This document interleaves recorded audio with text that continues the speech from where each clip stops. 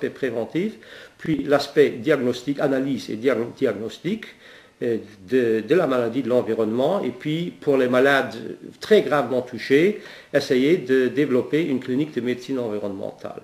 Ça, c'était le concept qu'on avait prévu.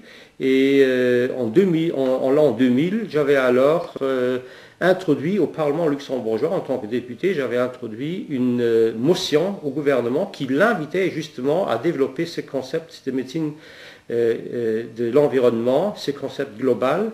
Et à ma surprise, à l'époque, en 2000, cette motion a été adoptée à l'unanimité par le Parlement luxembourgeois, donc une motion qui invitait le ministre de la Santé de développer ça.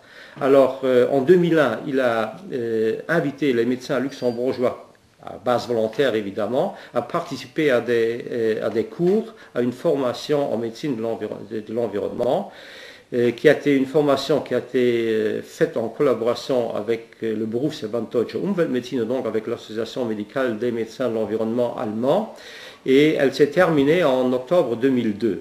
Et nous avons pour le moment une bonne vingtaine, autour de 25 médecins de l'environnement qui ont eu une formation au Luxembourg. Et ça, c'est le résultat de l'action d'une ONG, c'est ce que vous allez expliquer au colloque. On peut à la fois s'en réjouir et regretter. C'est une façon de regarder, une double façon de regarder les choses.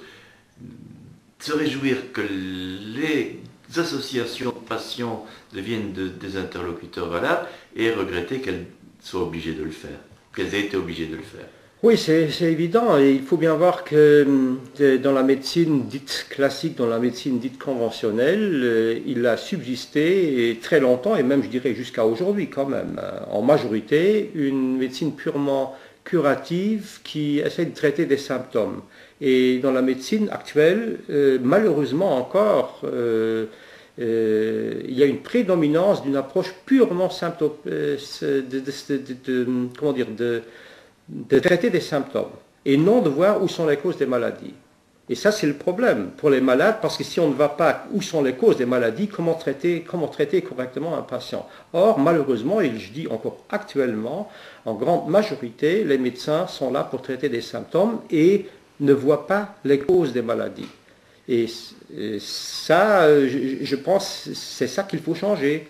C'est dans ce sens-là que moi je pense que la médecine de l'environnement est la médecine de l'avenir. D'ailleurs, c'est ce qu'a dit ce matin le docteur Jean Monroe, qui a insisté aussi sur cet aspect-là, que la médecine de l'environnement sera la médecine de l'avenir pour vraiment essayer de guérir les gens. Parce que c'est une médecine qui essaye d'intervenir sur les causes de maladies avant de les traiter.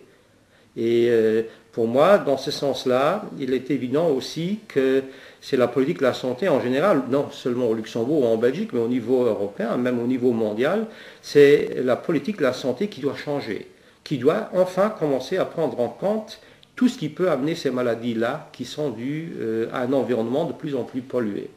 Et ne pas rester sur l'extraordinaire scepticisme qui peut paraître quand même assez souvent suspect et lié au lobbyage des gens qui produisent des substances agressives, polluantes.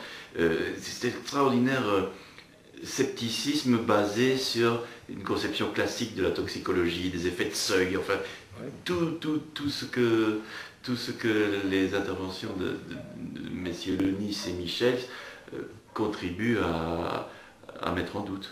Oui, mais ils ont bien raison. C'est parfait. On le sait, dans l'allergologie classique, on sait très bien, et M. Lenis l'a dit ce matin, si on a une allergie au pollen, par exemple, ce n'est pas 1 gramme de pollen ou 1 kilo de pollen, c'est un pollen qui peut induire un effet. Même chose pour les métaux, même chose pour la permétrine, même chose pour d'autres polluants qui ont été montrés ce matin. C'est-à-dire la définition classique d'une dose seuil qu'il faut atteindre pour avoir un effet néfaste sur la santé, ce n'est plus vrai aujourd'hui. Paracelsus, à son époque, avait peut-être en partie raison, mais seulement en partie. Il faut bien dire qu'il y a un effet des faibles doses, un effet très insidieux, qui est lié évidemment à la susceptibilité individuelle, aux génétiques, c'est-à-dire au polymorphisme génétique, qui font que chacun d'entre nous va tolérer de façon très individuelle tel métal ou tel aspect dans la nourriture ou telle inhalation de, je ne sais pas quoi, d'azo2 ou de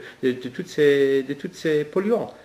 Vous devez les bénir, quoi. Michel et Lenis, c'est un soulagement pour les patients. Oui, mais évidemment, c'est un soulagement et c'est ce que nous avons en tant qu'ONG, c'est que nous avons rencontré déjà aussi pendant nos voyages en Allemagne, lors du congrès de médecine environnementale dans les années 90. Eux étaient à peu près c'était quand même les précurseurs dans ce domaine-là.